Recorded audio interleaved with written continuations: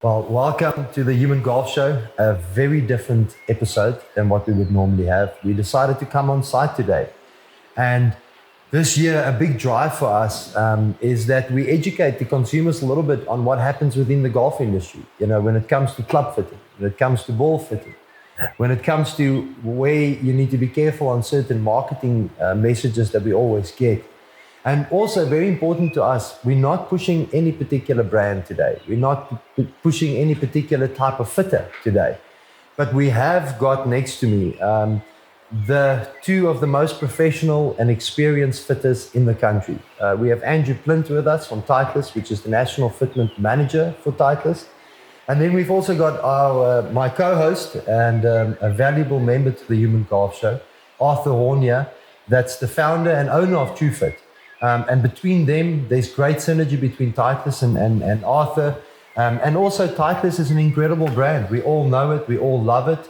And I'll quote one of our podcast guests recently, the most holistic brand in the world when it comes to golf. We want to make this so organic to you today. You know, we don't want to have an agenda when we do this. We're all just normal guys that love the golf industry and want to see it grow. And today we want to just show you the right philosophy. What is the philosophy around fitting and what it's supposed to be? And we want to become authorities when it comes to this. And we felt that the Human Golf Show had a gap to come and show this morning. So welcome to everybody.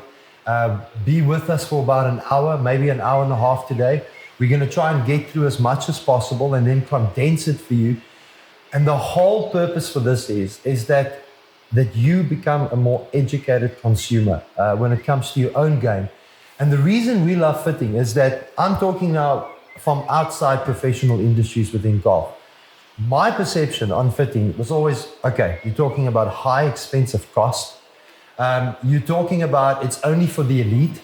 You're talking about it's only for low handicappers that's supposed to get to a certain point within their game. Then you need to go for fitting. But fitting is for all of us as golfers. Fitting is whether you start in golf tomorrow and hit it for the first time. And you'll see with fitters as well, when your swing is at a particular point, there's no point in fitting. So that's why coaches and fitters work so closely together. I have personally experienced it with Arthur, and we'll go into it now, where Arthur sent me back to the coaching tables so that I can have a stability in my swing. And the reason we want to mention this is that if you are starting off with golf today, start with a coach.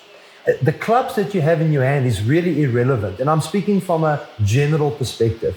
It's only when you start to take your swing seriously that you need to understand that if you want to have the same fun you have with perfect conditions like a driving range, you need to know what your swing is like, why these guys fit the way that they fit. And it's confusing to us as consumers. We see all these different brands. We see all these different shafts. We hear about the things from a professional sense if you listen to or watch golf over the weekend. But those are from professional, the 1% of golfers in the world. And today we want to talk to the other 99% of all consumers. So welcome to the show. Andrew Plint, thank you very much for your time today. We really do appreciate it. No problem. Thanks for being here and thanks for bringing the Human Golf Show into our National Fitting Center. The main idea here, Albert and Arthur, is to show you guys what happens here on a daily basis. And at the moment, this is my facility to run, and I'm the one conducting the fittings here. So we're going to try and make it exactly the same as what you would experience if you did come for a fitting with us. Yeah, and I think from our side, I think the crucial thing that we're looking for today is educating the consumer, like Albert said, and actually put a bit of pressure on the other guys to say, this is the industry norm that we're looking for in South Africa in terms of fitting. This is how a fitting should be experienced in South Africa. Wherever you go, I want to encourage all the companies, the fitting companies, the big box retailers, to actually put a bit more effort into it and make sure it's done properly. Golf clubs are super, super expensive. And for me, and I know for Plenty and for guys at TrueFit all around South Africa, we want to make sure the customers are having the right fitting and the right golf clubs. And when they purchase the golf clubs, it's actually the right stuff. So you're not wasting your money and searching for something that's not there. So looking forward to today. And Nick, you're going to have to do some good things for us today. So I hope you enjoy it too. you'll see on camera today, look at the professional setup that you find yourself in today. And that excites me, Andrew and Arthur, because you've raised the bar of what a setup must look like. And if you ever experience TrueFit, and the existing customers will also know it's an incredible environment that you go into. And it's conducive to selling you clubs. But today, it's what parameters do you need to really be on the lookout for? What do you really need to have an understanding of? So that when you do go for fitting, because there's no way the consumers are just going to know all of this stuff after watching one episode and understand it. We sometimes hear all these terms, but we don't necessarily always understand why you guys do what you do. And we're also trying something very different here today. We're trying to take a national brand, an international, I'm talking South Africa, like Titleist, which, whether the other OEMs wants to hear it or not, still has the vast majority of presence in South Africa. But we also brought Arthur part of it, because Arthur also has a diverse knowledge on different OEMs and clubs and etc. So today, thank you very much for everybody's time. I hope that I can stick to this when I say I will be very quiet from here on, because I certainly don't have the knowledge that these guys do. And what's interesting is, can we start off a little bit with talking about ball fitting? Yeah, 100%. Because, Andrew, the idea is our driver, we maybe use 8 to 12 times around. Yeah. But the ball, depending on your handicap, you're going to be hitting it 70 or 65 times or 120 times for the day. It really depends. So talk us a little bit about golf ball fitting. Yeah, so as Titleist in South Africa and worldwide, we're a golf ball company, and we started off that way. So Titleist was originally formed, Jesse would have talked about this in your podcast with him, but that was our first product that we made. So still to this day, it's the number one product that we make, and that's our main focus, because it's the only piece of equipment that you use on every single shot. When you get to the green where you need the performance and where half of your game is, that ball might not give you the best performance there. So when it comes to golf ball fitting, using our range from Pro V1, Pro V1x down the line into our performance range of balls as well, we fit from the green back to the tee box. And the main reason for that is we can't custom fit your feel as well as we can custom fit a driver's performance. Correct. So if you prefer a bump and run style chipping method compared to one that's a little bit higher with more spin, you need to use the golf ball that fits that method the best so that you can control it. And also the feel that you get off the wedges and the putter, it also just makes a big difference as well. So if we get the golf ball that performs naturally around the short game area for you, whether it's chipping, bunker play or putting, we can then fit the rest of the bag to get that golf ball to work. That's exactly what I wanted to clarify.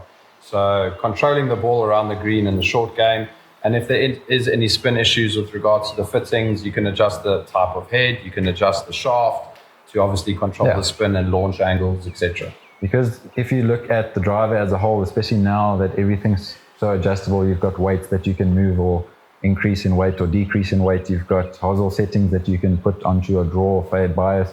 You've got probably the most array or the highest array of shafts that you could ever have currently, because everyone's making top quality product. So we can find a shaft and a head and a setting that can get you performance using the ball that you chip and putt well with. Exactly. You said something there. Let's just go back to, and Arthur, you've mentioned it before, green to driver. Yeah, green to tee. But we went past that very quickly. Right now, 98% of philosophy for end consumers is driver. Correct. Not even ball comes into play. No. It's driver irons. Chipping or wedges, as an example, where's that at front of mind for anybody? And putter also, even if you look at our existing infrastructure in South Africa, there is no putting facilities to fit on. Yeah. I mean, if you look at the way everybody is shaped up, you will have technology. It's a sort of artificial green in the middle somewhere.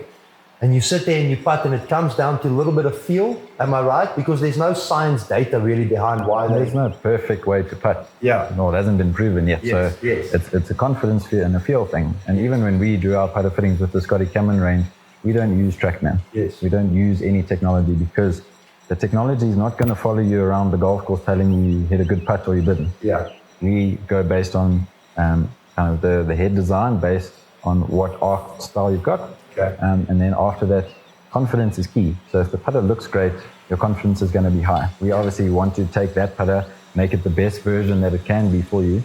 But if you dive into the the tech a little bit too much with the putting, you lose your feel. Yeah. And it's very much a feel game because it's all about judgment, pace and line. And obviously based on visual and all of that, you can determine whether he needs a 33-inch or a 35-inch putter, yeah. What sort of lie angle he needs in terms of how his putter is sitting on the ground, etc., toe up, heel up, etc. Just for our viewers, if people actually think about it a bit. So the only item you use every time is the ball. Correct. The second item that you use is the putter. So I love the theory, and that's why we're here today, is because we enjoy Titleist's theory. I think they lead by example, no doubt about it.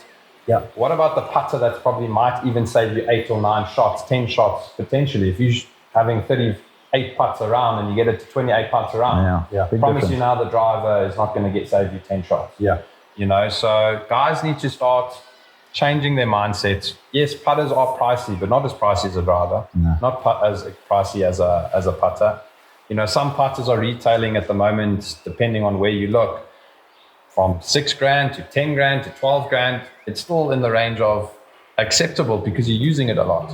Yeah. So I encourage people to try change their mindsets and their style of thinking to say, well, look at it this way because the putter is important. That's the only thing that gets you in the hole. Yeah. And then you write your score. You don't start writing the score on the tee box. Exactly.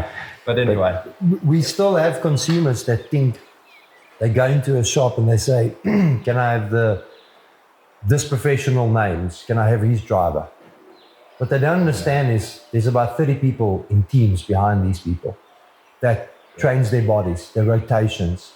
We can never take a philosophy of the 1% of golfers and apply that to the general consumer that plays golf. They have management teams, coaches around them that helps them with rotations and weights and training to get their bodies to be able to hit a particular driver or particular head a certain way. We're just not lined that way. Can I ask the two of you just quickly, what's the top 3 things that you hear when people come and fit with you? So most of the time when a customer walks in the door, and obviously you have a little chat with them before we start, ask them what they expect from the fitting and what they're looking to get out of their new clubs, whether it's a driver, putter, wedges or irons.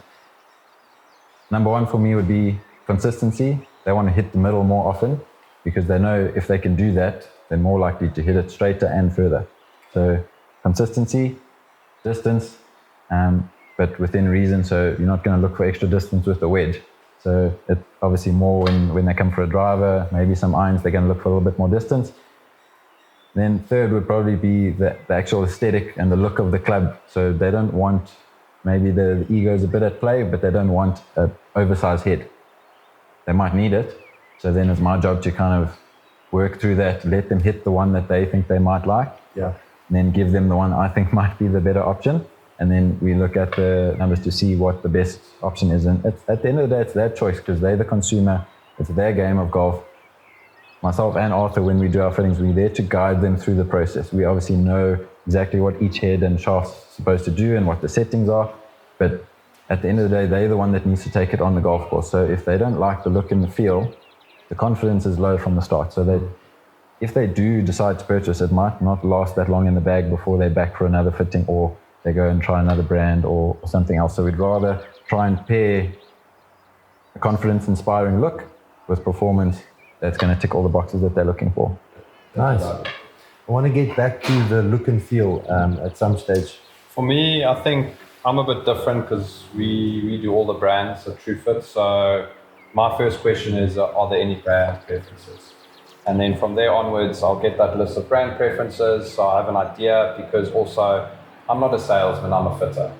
Okay, that's my complete job at the end of the day. Whether you walk out with a Spalding that's your own in your bag and that thing operates perfectly for you, or work with lead with the latest and greatest, so be it. My job is to give you the information and make sure your clubs are fitted, you enjoy the game, you're not wasting your money, and then like Plinty said, you know, what type of style and look and feel from an aesthetic point of view, you know? Are you looking for a hollow body design head? Are you looking for a semi-blade? Are you looking for a slim look, you know? And I do tend to sometimes say, do you have a budget in mind? Because certain brands have a price point. Yeah. You know, I'm not literally going to go to the most expensive club and start there. I actually start from the cheapest and move up. Yeah. just by the way I do it, you know, because sometimes the cheapest is the best from a performance point of view. So, you know, I always start from the bottom and move myself up. And then at the end of the day, for me, for all my customers, I want to educate them. Yeah. So that when I'm not there and they go to some place that is selling them the golf clubs, they know what questions to ask. They know what to look for. They know if they're being bullshitted or not. Because my job is to tell you about the shafts, about the heads, why are we doing that, etc., so that you can also help yourself. Yeah. Yes, I want you to trust me in what I'm saying and give you all the information in the world for you to understand, but to help yourself, not me. Yeah. You know, so that's my job at the end of the day. So just 2 points there. The one is look and feel. I must be honest, I never realized. And if I go back into my game when I started when I was 10 years old, the look, once you're over it, the dress is a mind part of the game. Yeah. And then I thought, okay, that's a consumer thing. But if you even look at your recent documentaries that Titleist just released, their journey towards speed, the professionals, the first thing that they qualify is the look and feel. Before they even lift the club to hit a shot, they go, you know what, I feel good on this one. Well, it's the first step in hitting a good shot, because if there's doubt in the mind, I mean, how often are you actually going to hit a good shot? Yeah. So that's step number one, And then mixed bags, just hear me out here. So Arthur and I played Pretoria Country Club a while back. In my mind, I should be playing blades. So I'm, so I my whole life I've been playing it, and Arthur in his classiness that he normally approaches it with, he says to me afterwards, listen, Albert, I think you need to review the clubs that you've got in your hand. And I asked him why. And he said, listen, up to your 4-iron, I'm comfortable that you can strike the ball. Your capabilities, you can strike the ball. But after your 4-iron, I get a bit worried. And it's a reality. But what I didn't realize is that you guys can give me a head or a shaft to run my 8-iron, 9-iron, wedge and etc. But you can make changes as it comes down towards my longer irons. Correct. Maybe I'm completely stupid in this, but I never thought that would even be an option, and that tells you the customization that you guys can get through to. So that every club that you have in your bag, and what are we allowed now? 14? 14. Every club in your bag serves a particular purpose for your particular swing or approach to the particular game. And that was enlightening to me. I know you can also elaborate. Sure. Let me start. So the nice thing about us is we can actually assess just on a couple of shots the level of play, and we're there to guide on what type of heads they need to make the game enjoyable, to score better, to be more consistent, etc.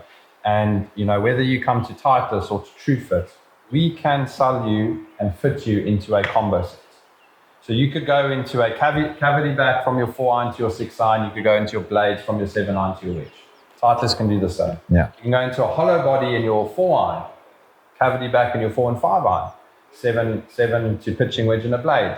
The world is your oyster. You can even go opposite way if you want to be that hero. Yes. But that's crucial. And I'd like to see where you can go purchase a combo set anywhere in South Africa if you don't get fitted properly. Yeah. I'd encourage people to go search for that. And once they do find it, let me know. So I'm also just throwing it out there to all the guys because what's the point? Yeah. You want to give that consumer the best possible combination for it. Yeah. That's the objective of today's episode and why we're here today. Simple. So, Plinty, you walk into Titleist, it's intimidating. It is. And if I say intimidating, it looks like I'm walking into $1 million shop. So my immediate thought would come to me, it's like, okay, well, if I come here, cost, it's just going to skyrocket. Yeah. What is the cost and turnaround attached to something like this? So also just to go back to that point, when you arrive at our National Fitting Center, we try to mimic exactly what we've got in the US, the UK, Asia, in terms of the way it's designed, the technology that's used, and the way that everything is set up. So it is a premium look, and obviously it's only been open since last year, May, so it's not even a year old yet. So everything still looks really good, and it's going to stay that way. If you don't know that much about golf, it's quite intimidating because you think, sure, how am I going to hit all of these golf clubs? I'm going to be tired by the end of it. So we obviously try and soothe the customer when they walk in and have a chat with them, make them a cup of coffee, get them something to drink, have a sit down and just chat to them, and kind of, we need to get them to feel comfortable in the environment, because they don't know who I am. They obviously, just because of my position, expect me to be a good golfer. So they think, oh, okay, I don't want to swing badly in front of this guy. So they put extra pressure on themselves, which is not necessary. I'm not here to judge you or to do anything like that. You're going to give them an A+. I'm not going to give them a mark. At the end of the... So your swing is your swing. For now, we're taking a snapshot of what you've got, and we're going to try get you clubs that work better for that. For your swing. So the best thing you can do is just swing your swing. Instead of trying to manipulate a draw on it because you think that's going to get you more distance, or try and hit it 10 miles an hour harder or faster than you would normally. But that's not what you're going to do on the golf course. So if you do that, we're going to fit you for the swing that we see. Then you take it on course and you swing nothing like that. Yeah. The driver's not going to work. Correct. Irons aren't going to work. Wedges aren't going to work. So you're going to waste your money. You're going to be pretty upset about it. You're going to think that the fitting atmosphere and the actual knowledge that we went through on the day isn't valid, because you put a different swing on it compared to when you're out on course. So the best thing you can do is just pitch up with what you got and we make it work. Then when it comes to just the other aspects of it, we have to get you the best performing all-round club. So we're not going to look at the one good drive that you hit or the one good iron shot. We're going to look at the bad ones, because if we can make the bad ones better, you're going to play better golf. Because I've never heard someone say, I birdied that hole because I hit my driver 10 meters further than normal. But they'll often say, I double bogeyed that hole because I pulled my driver left, or I duffed my iron into the bunker, or I thinned my chip over the green. So if we can take out your worst possible shot with each aspect of the bag, or whichever one we're looking at on the day, you can then turn that double bogey or bogey into par or birdie opportunity, depending on your capability. So we need to get something that's going to take away the miss. Normally, if you take away the miss as well as you possibly can, confidence goes up. Confidence goes up, you're free to swing a little bit harder. There's pressure. So then you hit it further automatically. So if we can get accuracy first, that's what I tend to focus on. As you get to the end of the fitting where you should be losing speed because you're tired, you actually hit it further because the confidence is now through the roof. So you just kind of break your own ceiling in terms of that kind of stuff. So when someone walks in and they say, I want distance, I say, okay, we'll get you that, but right at the end. You'll see that at the end. Let's first get on to the first step. But we've got to, step number one for us is we've got to make sure you're playing the right golf ball. Like I said, we're a golf ball company. We've got the Pro V1 and Pro V1x here for fitting purposes. So we're using proper golf balls. So it's the same one that you can buy in the shop, and it's the same one that we hand out to our customers just as a thank you for their time and their effort. I'm going to want mine when I leave. 100%. At least one. Just reminding. And Nick was also needing some golf balls. Nick needs a few. So does Titleist do golf balls? A little bit. So the whole idea is we want to see the actual ball flight, because it is an indoor studio that hits out onto the range with proper golf balls. So there's none of this hitting into the unknown where you say, the monitor says it did that, but I don't think that one had a fade on it, or I don't think that one had a draw on it. But you can see information, and what you're seeing with your eyes is going to match up. So that does help a lot as well.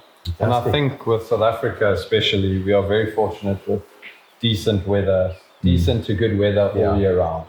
Which is great. Especially Joburg. Which is great, especially Joburg. So an outdoor fitting experience is world class. Go anywhere around the world and search for it. I mean, you do have those places, but generally you go anywhere around the world and it's an indoor fitting. I think it's crucial for the customers to see the ball flight, to see their spin rates, to see their bad shots. And we all know you can adjust any monitor system or radar system in a positive or negative way to get an outcome. Anyone, whether it's a 30 grand to $500,000 rand monitor system, whatever, you can adjust it. So the nice thing about an outdoor fitting is if a guy hits the 150 sign and he's got his rangefinder and the radar system says 150, there's a visual and there's a confirmation.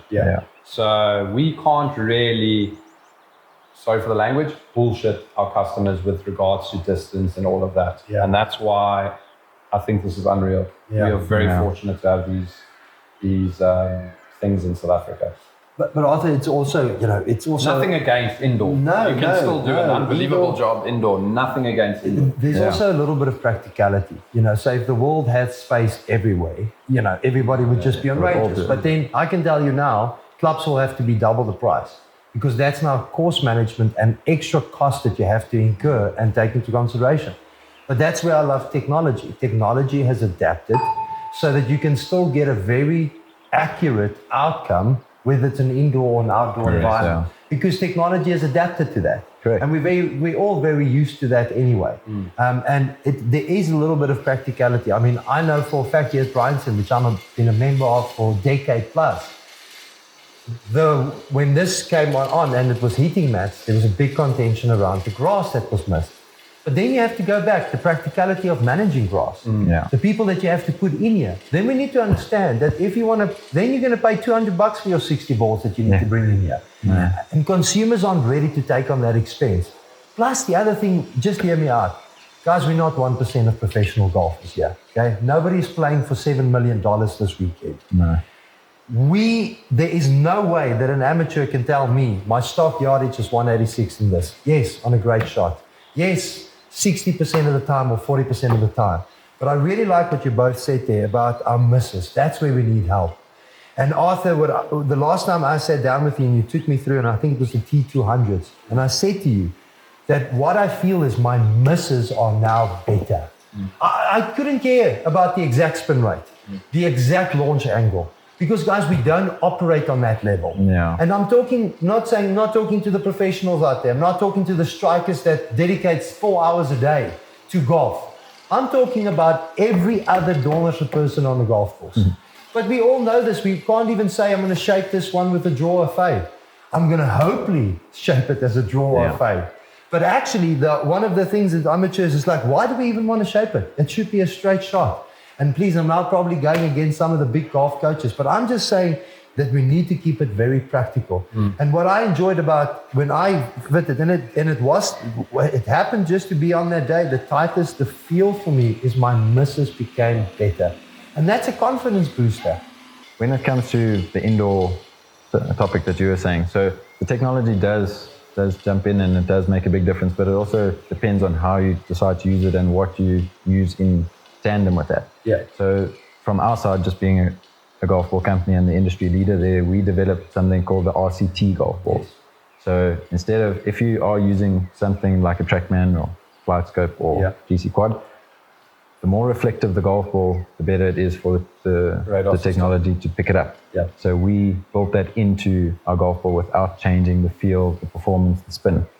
So obviously there's a lot of clever engineering that went into that, but using something like that makes it a lot easier, a lot more accurate. So if this wasn't a facility where we would head out onto the range, that would be the golf ball that we were using. Obviously it comes at a price because it's a premium ball, but if you're going to do it right. Correct. If you have your own setup at home that you just use for practice, rather use the best possible golf ball, because you're not going to lose them. You're hitting it in your garden or your garage. So rather use that to make sure that all your efforts are actually worthwhile and the numbers are good. Because if you're using a golf ball that's 30 years old and it's got no cover left because you've hit 5,000 shots with it into the net, the numbers are going to start to look a bit funny. So that's just like my 2 cents worth on that. And then I think last thing, I think Nick is getting already cold here before he's just standing and listening and smiling. But with regards to the mist, just using you as an example, and we played at PCC. Now you can hit your 7-iron 190, but also 150, 140. No doubt. You know, like no doubt. That feels like that's my standard gap. That gap is tremendous, and I'm using you as an example. And there's so many out there. And looking at the mist, and that's why I love looking at the dispersion pattern, because you're looking at your best to your worst. Now, if your best to your worst, whether it's left, right, long, I don't care.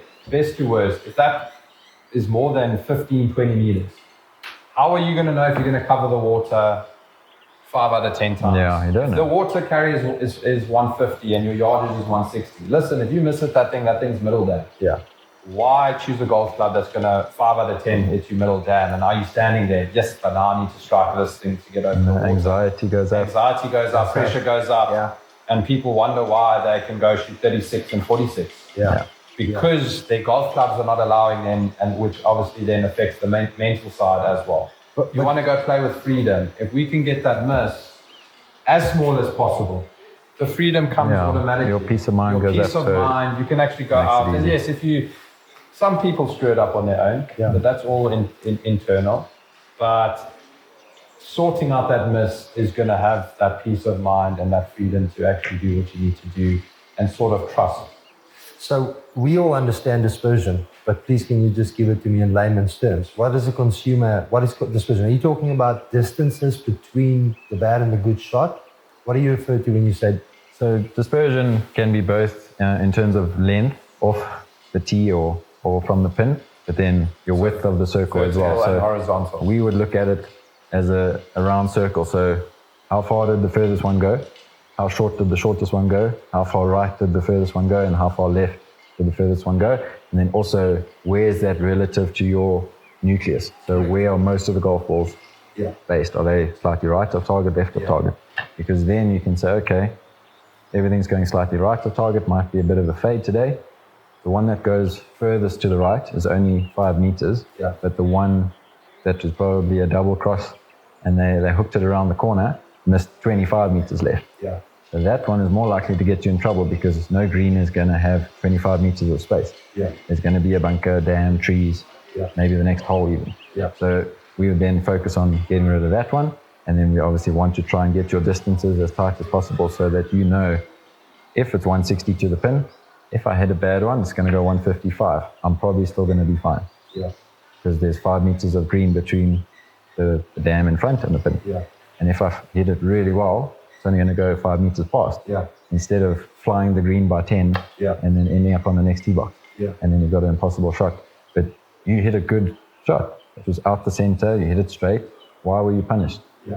That's essentially, if we talk about that dispersion, we're trying to get that as tight as possible just so that this game becomes predictable. And also what dispersion does then for you, one out of a fitting, because yes, now you get fitted by clubs and it's wonderful.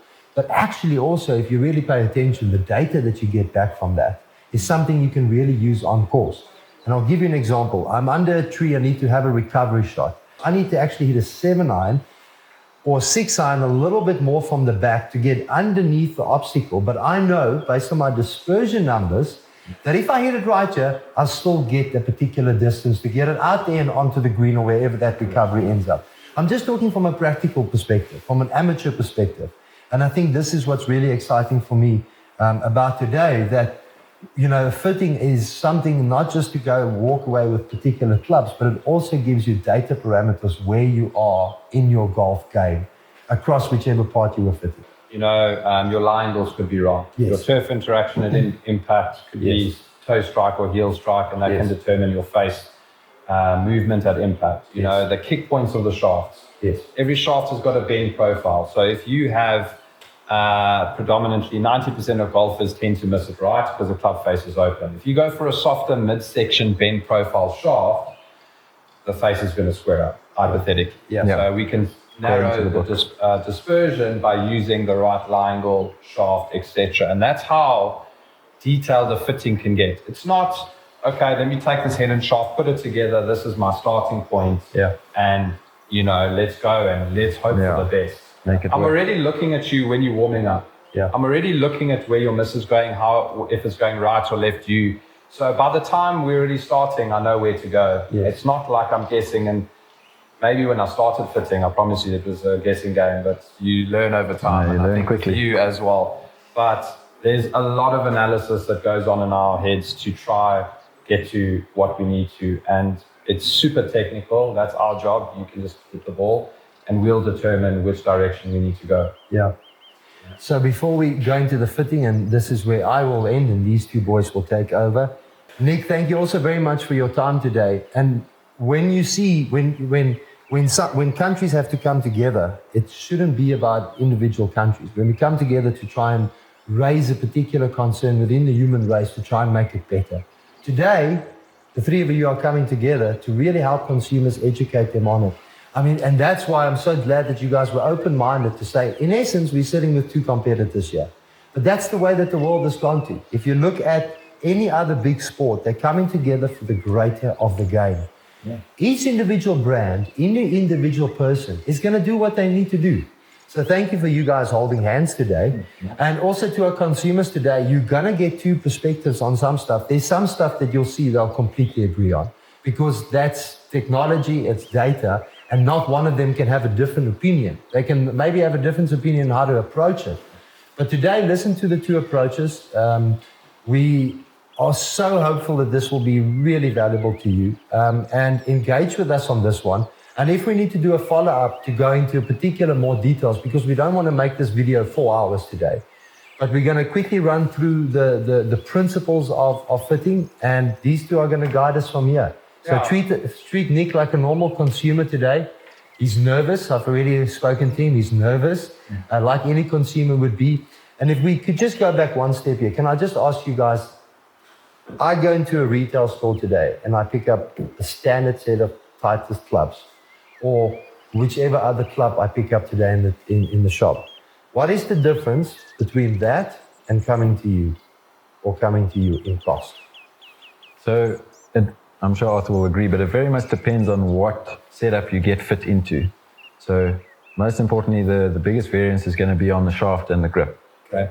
If you're going for a set of T100 heads, you're not going to be, it's the same head the whole way through. Yeah. Whether you get it at TrueFit, if you get it here, any of the other stores where it's available. So the shaft is the main thing that's going to be I know with regards to Titleist, I think there's two upcharge shafts. It's a steel fiber shaft and a C-taper. Yeah, so the KBS C-taper, Nippon Modus in a 130 extra stiff, to the best of my knowledge, that's upcharge. Yeah, and if you watch the episode, I charge you normal retail, you scored on me on your Modus 130X, by the way. And then, the steel fibers. Yeah. So and I then think the standard graphite, obviously, it's a little bit more expensive. so. There's no price difference whether you come to me, Plenty, Nick at Four Ways, wherever you go. There's no cost difference. The only difference is hypothetically is the quality difference. You've got all the different shaft options on display to hit and say this is what you need. You know, and you're not going to leave with your clubs today. That's not point. Nothing. But let's talk about that turnaround, because it's quicker than people think. It's quicker. It's not long. It is very much stock dependent. It's stock dependent, and then also how busy the manufacturers and how busy everyone is. You know, if we're building, 20 clubs, 20 sets of golf clubs in the next 3 days, the next guy's going to wait longer. You know, Titleist have also got a big order book that they need to run through. You know, it's not like there's processes to be. But it gets built in South Africa. So it gets built down the road here in North Riding. If it is a special order, so perhaps we don't have the shafts or the heads are low on stock, then it will be built in the United Kingdom in our warehouse there, and then it will be shipped over.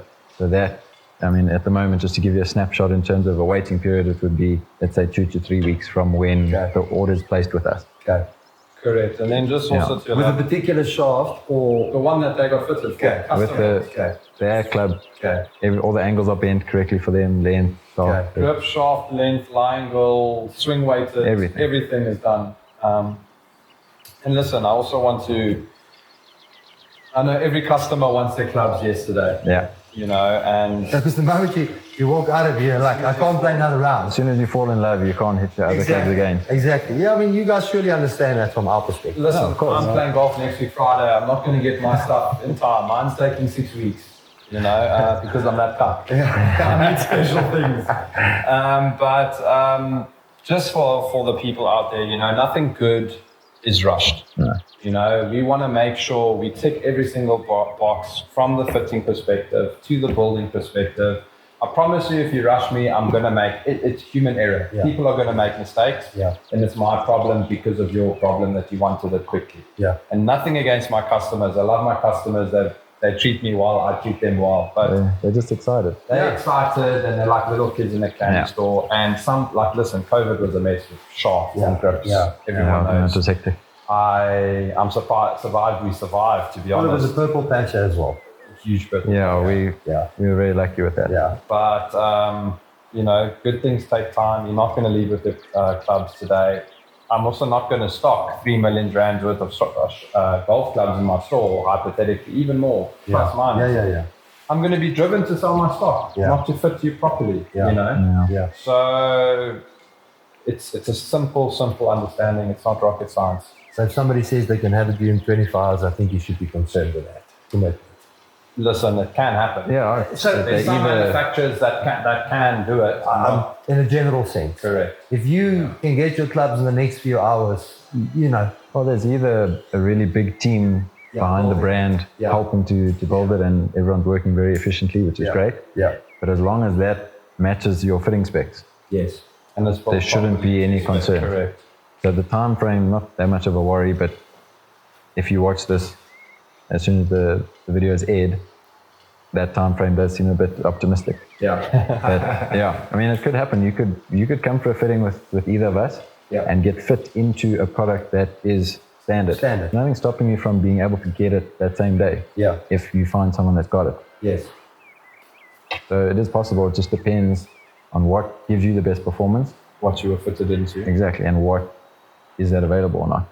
If it's not, I mean, you've come through to do the fitting, you've spent money, like obviously taking time off work, but then paying for your fitting. Everything. So you've done so much already. Why not just wait that extra little bit, and then your investment becomes a long-term investment because it makes sense for you. If you rush and you just impulse buy, the chances of it actually fitting you is very rare. So your investment becomes very short-term, and then you have the hassle of playing bad golf. You have to find a new driver or a new set of irons or different wedge that works. So then you end up coming for another fitting, and then you learn your lesson, hopefully second time out. But also those guys that impulse buy, I promise you, they reach myself and Nick and afterwards. You're going to stump your head a couple of times to realize, okay, this is not the right way of doing it. Where will I go that's going to be honest and truthful, and actually now I just want to get the right product. You know, you've got to bump your heads a couple of times to figure it out on your own. So those guys are also great, you know, because they need to learn. Eventually they will come to us as well. So, but I think also it's just a sign of the times, because most of the time when you get these impulse buys, it's your golfer that's been playing for a while. And they say, I've always played this shaft, so I'm just going to get the new head with the same shaft. Meanwhile, their swings changed. They've gone from hitting a draw to a fade. They've lost 10 miles an hour. So things that did work, and they kind of made it work because custom fitting wasn't a thing if you were playing competitive golf 20 years ago, 25 years ago. So you had to take what you got. I mean, if you tried to bend it over your knee to get the angles a bit better, that was great, but there was no scientific way of doing it. But then they had to kind of manufacture a swing to get the club to work. And I mean, if you think about the older golfers, that might have been a reason why some of them did really well and some of them didn't. It's because the shafts that were available fit that golfer. You could have had a guy that was equally as talented, he just wasn't able to work with that shaft. Type of shafts. Correct. So I mean, it's what they had, so they had to make a plan. But now you've got so much option. Why wouldn't you take a little bit more time to make sure that it's going to be the best? Because membership fees are expensive. Green fees are expensive. Golf equipment is expensive. Playing a proper golf ball that's going to give you the best performance realistically is expensive. So if you say, no, I don't want to spend, like for us, a 3-hour full bag would be 900 Rand. So no, it's too expensive. I don't want to, but you're going to go and spend 40, 50,000 Rand for a whole bag. And then in 2 years, well, not even 2 years, less than that, you're going to be swapping it out because it doesn't work. We're not here to make money from the fitting. We just want to maintain the facility. So we've got tea, coffee, we've got water for you. We do give you golf balls, just based on the recommendation from the fitting process. But there's also a person's time. Exactly. So we're here to cover costs. We're not going to be like, okay, well, 10,000 Rand for your fitting. And we're going to charge you that because you have 50,000 Rand to spend on golf club. That's not the idea. It's also just to make sure that people arrive for their fitting. Because previously I was doing the fittings on the house, and every now and then you'd get a customer that just didn't pitch up, and it's because there wasn't any consequence. It's not that they didn't want to come for a fitting, it's just maybe something came up at work.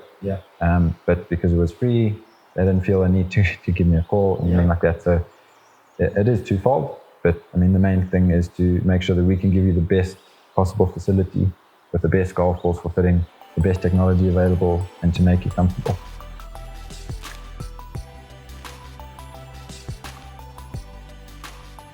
So when it comes to a custom fitting that's going to happen here at the Titleist National Fitting Centre, being a golf ball company, we know the importance of the range of golf balls that we have. So I know you guys do the same as well at TrueFit, Arthur and Nick, where you need to make sure you're playing the right golf ball. And luckily for us here with this magnificent facility, we can use Pro V1 and Pro V1x to do the fittings with. But we always start just with the general fitting on the golf ball. And it's just a chat to find out what the customer is looking for from their golf ball so that we can narrow it down and we can then test a little bit further later on. So as you all know, the Titleist Pro V1, that's been in the market for a while now, and it's been the #1 ball on tour for many a year, with some of the best players in the world making use of that. So the Pro V1 is our flagship golf ball. It's the original high-performance golf ball that we produced, and for most golfers, it's going to suit your game just fine. But the finer detail of it is it's going to be a mid-flight, mid-spin with a nice soft feel. So if around the greens, you like that nice soft feel just off the putter and you're chipping, and you prefer to have a slightly lower spinning golf ball there, Pro V1 is going to be the answer. Then moving on to Pro V1x, this is a higher launching and higher spinning version of Pro V1. So Pro V1x is going to feel a little bit firmer as well. So if you enjoy what we call a clicky feel on your wedges and your putter around the green, and you enjoy hitting slightly higher chip shots and pitch shots that have a bit more bite on them, Pro V1x is going to do that in comparison to Pro V1. Then we've got AVX. So this actually stands for alternative to V1 and X. So that golf ball is designed to be a lower launching, lower spinning version of Pro V1 with a softer feel. So for golfers that tend to hit the golf ball quite high, they tend to be high spin players, they're looking to use the golf ball to bring the flight down and to get that softer feel. AVX is going to be the one that suits you the best. And then this box on the far left here is the Pro V1x Left dash. So that golf ball essentially was a tour ball before we brought it into the commercial side. Its formula is a Pro V1x at the core, but a low spin version of Pro V1x, because that is our highest launching, highest spinning golf ball that we manufacture. The Left dash is a high launch, firm feeling golf ball that spins less than a Pro V1. So in terms of getting maximum height down to the lowest possible height, Left dash will fly the highest, then the standard Pro V1x, then Pro V1 with the AVX flying the lowest. In terms of spin, Pro V1x will be the highest spin, then Pro V1, then Left dash, and then AVX. If I had to just interrupt quickly talking about your premium balls, I know there might be let's call it a facade when it comes to compression and club head speed with the golf balls. Yeah. I know you can elaborate more on that, and I know we have the answers to that, but I think you can elaborate more on that. Yeah, 100%. So for a long time, people believed that you needed to swing it at a certain speed to be able to compress the ball enough to get the performance that you're looking for, especially with the driver. But if you just go based on club head speed, the golf ball doesn't know who you are, doesn't know how well you can play or how poor your golf is, if that's the case. It just knows that it's been hit. And if you go based solely on the club head speed, then the golf ball shouldn't work when you're hitting a slower kind of mid-iron shot or a wedge where the club head speed's not going to be that high. So if a golf ball is designed to work at a certain speed only, then it would only work off the tee box. So we rather fit golf balls from the green back to the tee, because half your game is spent chipping and putting. We get you the best performance there. And then we characterize our golf balls in terms of flight, feel, and spin. So if you have a preference to a harder golf ball, irrelevant of your club head speed, Pro V1x and Left dash would probably be one that you would enjoy. If you like a softer golf ball, Pro V1 or AVX would be the better option. So we have taken that compression out of it. Obviously, compression is still a part of the golf ball's construction, and it gives you a good idea as to what the feel is going to be like.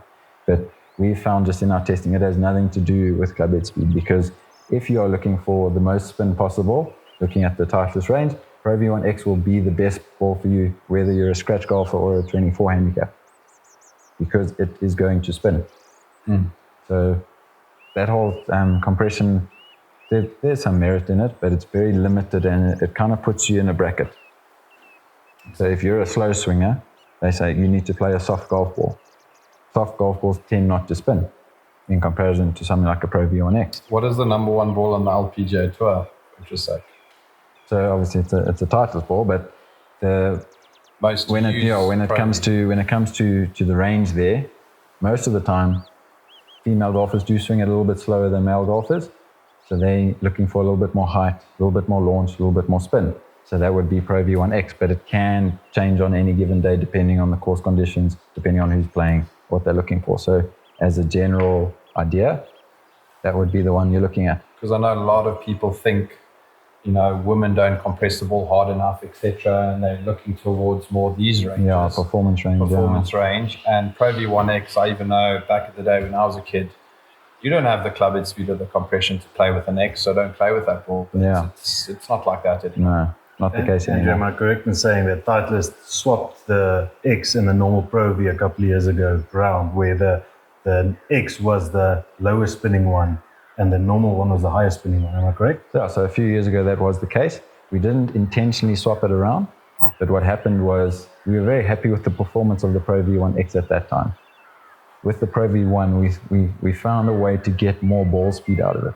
So obviously more ball speed gives you the potential to hit it further. So we said, yes, of course, we're gonna use that technology.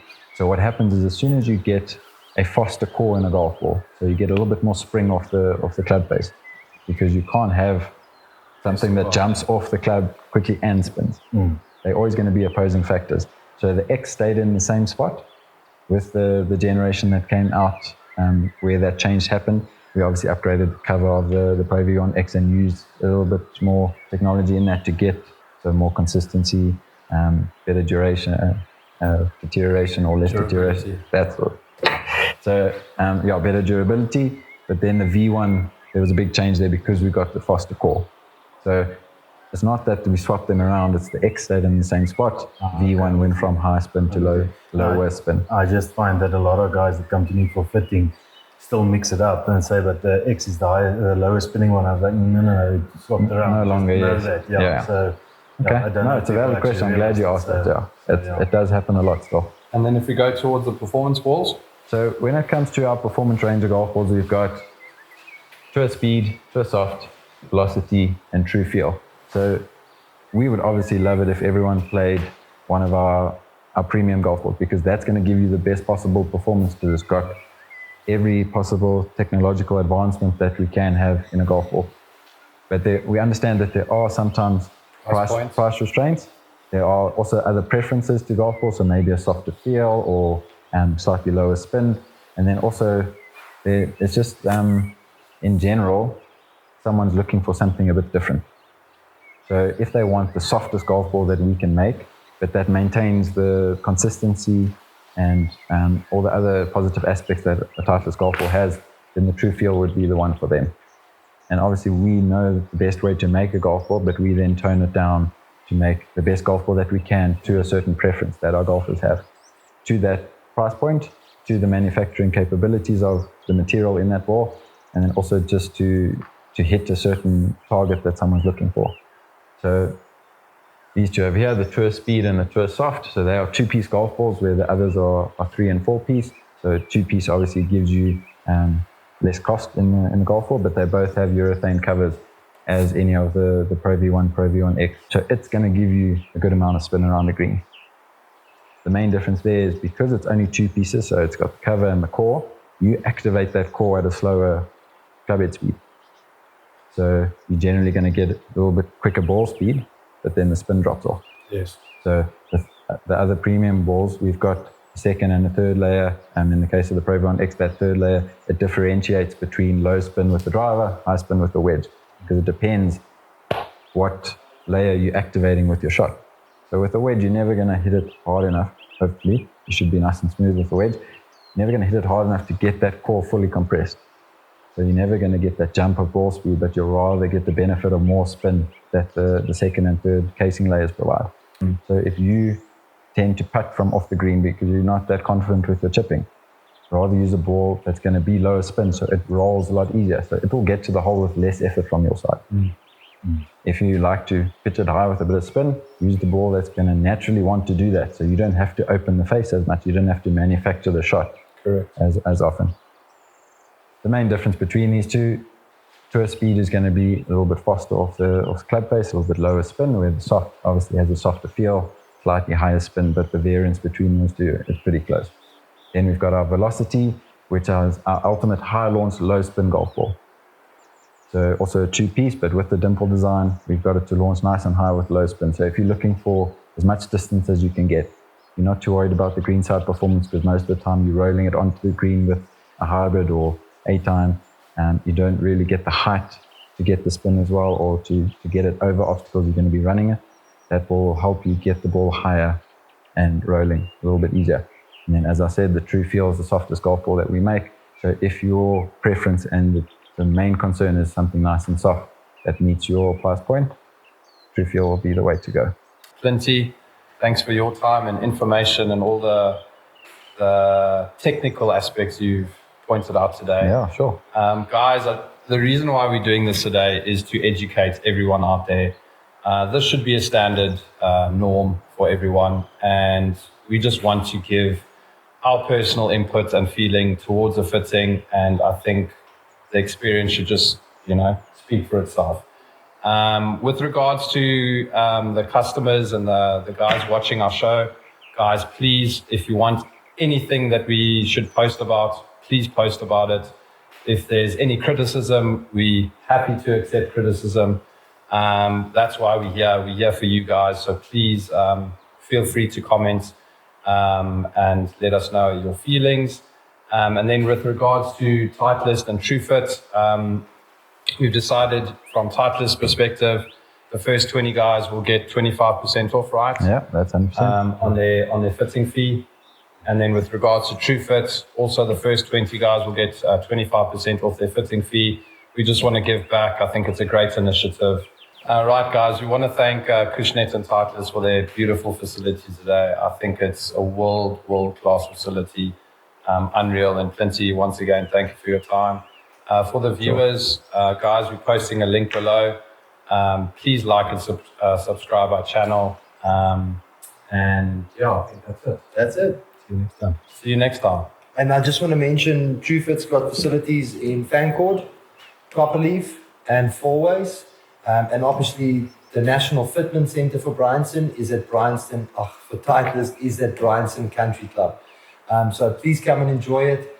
And I'm very excited to do a follow-up from this because there's a lot more to discuss. Definitely. Thank you for everybody's time today. On the next episode of The Human Golf Show.